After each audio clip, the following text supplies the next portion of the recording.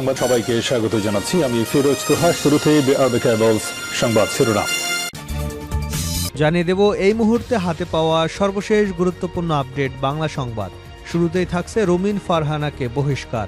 দলীয় সিদ্ধান্ত অমান্য করে সাংগঠনিক কর্মকাণ্ড পরিচালনার জন্য জাতীয় নির্বাহী কমিটি সহ আন্তর্জাতিক বিষয়ক সম্পাদক ব্যারিস্টার রুমিন ফারহানাকে বহিষ্কার করেছে বিএনপি। এবারে জানাবো বেগম জিয়ার জানাজা পড়াবেন যিনি। বিএনপি চেয়ারপারসন ও সাবেক প্রধানমন্ত্রী খালেদা জিয়ার জানাজার ইমামতি করবেন জাতীয় মসজিদ বাইতুল মোকাররমের খতিব মুফতি আব্দুল মালিক। দলটির মহাসচিব মির্জা ফখরুল ইসলাম আলমগীর এ তথ্য নিশ্চিত করেছেন। জানাবো খালেদা জিয়ার জানাজা উপলক্ষে ঢাকায় আসছেন ভারতের পররাষ্ট্রমন্ত্রী। সাবেক প্রধানমন্ত্রী ও বিএনপি চেয়ারপারসন খালেদা জিয়ার জানাজা উপলক্ষে ভারতের পররাষ্ট্রমন্ত্রী এস জয়শঙ্কর বাংলাদেশে আসছেন বলে জানা গেছে। মঙ্গলবার দুপুরে ঢাকায় হাইকমিশনারের এক কর্মকর্তা দেশটির পররাষ্ট্রমন্ত্রীর ঢাকায় আসার তথ্য গণমাধ্যমকে নিশ্চিত করেছেন। এবারে থাকছে খালেদা জিয়া, তার তুলনা তিনি নিজেই। বিএনপি চেয়ারপারসন বেগম খালেদা জিয়ার ব্যক্তিত্ব অনন্য। তাকে বিভিন্ন সময়ে যারা কাছ থেকে দেখেছেন তারা একথা সহজেই স্বীকার করে থাকেন। এছাড়া দূর থেকে যারা দেখেছেন তারাও বলেন খালেদা জিয়া রাজনীতিতে তিনি অনন্য চরিত্রের অধিকারী ছিলেন। জানাবো খালেদা জিয়ার মৃত্যু নিয়ে ডাকসু নেতার বিতর্কিত পোস্ট, শিক্ষার্থীদের ক্ষোভের মুখে দুঃখ প্রকাশ। এবং সর্বশেষ জানাবো আন্তর্জাতিক সংবাদ। আমরা চাইলে আপনাকে এক পাও বেরোতে দিতাম না, অমিত শাহকে কড়া বার্তা মমতার। অনুপ্রবেশ, সীমান্ত নিরাপত্তা, বিএসএফ এবং ভোটার তালিকা সংশোধন ইস্যুতে নাম না করে ভারতের কেন্দ্রীয় স্বরাষ্ট্রমন্ত্রী অমিত শাহকে তীব্র ভাষায় আক্রমণ করলেন পশ্চিমবঙ্গের মুখ্যমন্ত্রী মমতা বন্দ্যোপাধ্যায়। মঙ্গলবার বাঁকুড়ার জনসভা থেকে কেন্দ্রীয় সরকার এবং বিজেপির ভূমিকা নিয়ে একাধিক অভিযোগ তোলেন তিনি। এতক্ষণ শিরোনাম শুনছিলেন, এবার বিস্তারিত। প্রিয় দর্শক, আপনি যদি এই চ্যানেলে নতুন হয়ে থাকেন, ভিডিওটি দেখতে দেখতে চ্যানেলটি সাবস্ক্রাইব করে আমাদের সঙ্গে থাকুন। আর এই ভিডিও সম্পর্কে আপনি আপনার মূল্যবান মতামতটি কমেন্ট বক্সে জানিয়ে দিন। আর হ্যাঁ প্রিয় দর্শক, জানিয়ে দিন ভিডিওটি কোন জেলা থেকে দেখছেন। রুমিন ফারহানাকে বহিষ্কার।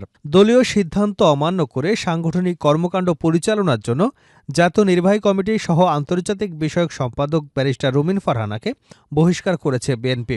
বিএনপির সিনিয়র যুগ্ম মহাসচিব অ্যাডভোকেট রুহুল কবির রিজভী স্বাক্ষরিত এক বিজ্ঞপ্তিতে এ তথ্য জানানো হয়। বিজ্ঞপ্তিতে আরও বলা হয়, বিএনপির প্রাথমিক সদস্যসহ সব পর্যায়ের পদ থেকে তাকে বহিষ্কার করা হয়েছে। আসন্ন জাতীয় সংসদ নির্বাচনে ব্রাহ্মণবাড়িয়া ২ আসনটি শরিক দল জমিয়তে উলামা ইসলামকে ছেড়ে দিয়েছে বিএনপি। এ আসনে বিএনপি নেতৃত্বাধীন জোটের মনোনয়ন পেয়েছেন জমিয়তের সভাপতি মৌলানা জুনায়েদ আল হাবিব।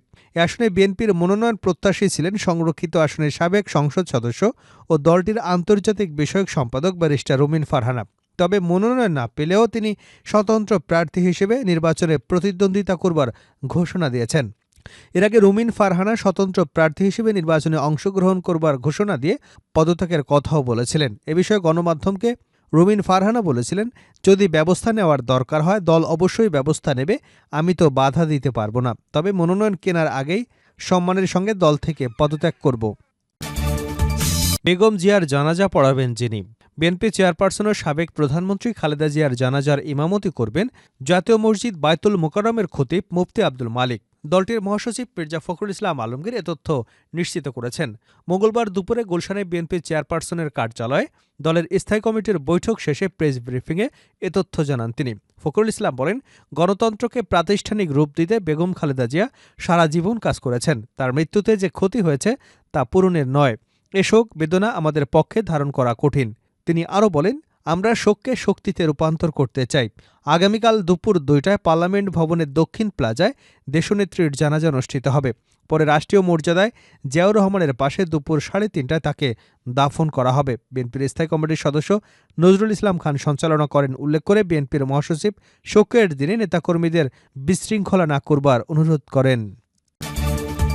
খালেদা জিয়ার জানাজা উপলক্ষে ঢাকায় আসছেন ভারতের পররাষ্ট্রমন্ত্রী। সাবেক প্রধানমন্ত্রী ও বিএনপি চেয়ারপারসন খালেদা জিয়ার জানাজা উপলক্ষে ভারতের পররাষ্ট্রমন্ত্রী এস জয়শঙ্কর বাংলাদেশে আসছেন বলে জানা গেছে। মঙ্গলবার দুপুরে ঢাকায় হাইকমিশনের এক কর্মকর্তা দেশটির পররাষ্ট্রমন্ত্রী ঢাকায় আসার তথ্য গণমাধ্যমকে নিশ্চিত করেছেন। ভারতীয় হাইকমিশনের অফিস থেকে জানানো হয়েছে, খালেদা জিয়ার জানাজা উপলক্ষে দেশটির পররাষ্ট্রমন্ত্রী এস জয়শঙ্কর ঢাকায় আসছেন। এদিকে খালেদা জিয়ার মৃত্যুতে ঢাকায় অবস্থিত বিভিন্ন দেশের মিশন, জাতিসংঘ, ইউরোপীয় ইউনিয়ন গভীর শোক প্রকাশ করেছে।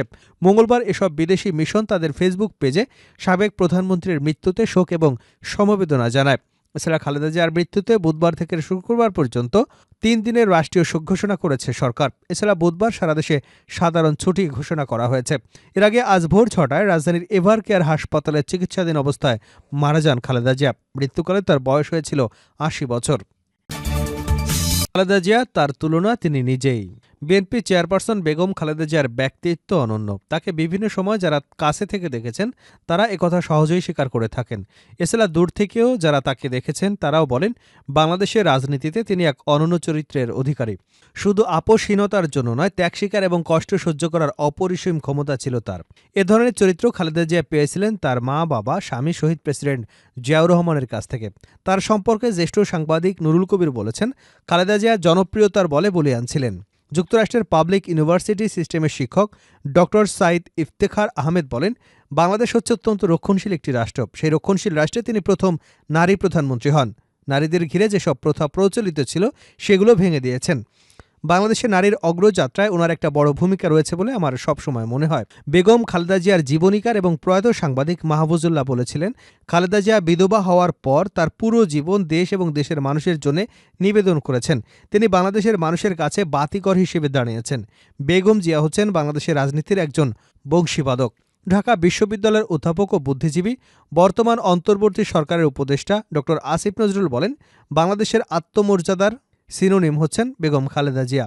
লেখক ও গবেষক মহিউদ্দিন আহমেদ বলেন, আজকে আমরা যে বিএনপি দেখছি, যদিও সেটার আইকন জিয়াউর রহমান, কিন্তু দলটাকে এক পর্যায়ে এনেছেন বেগম খালেদা জিয়া। পারিবারিক আবহ থেকে খালেদা জিয়া সৎ, আদর্শ, উদার, আধুনিক অথচ দৃঢ়চিত্তা মন তৈরি করেছিলেন।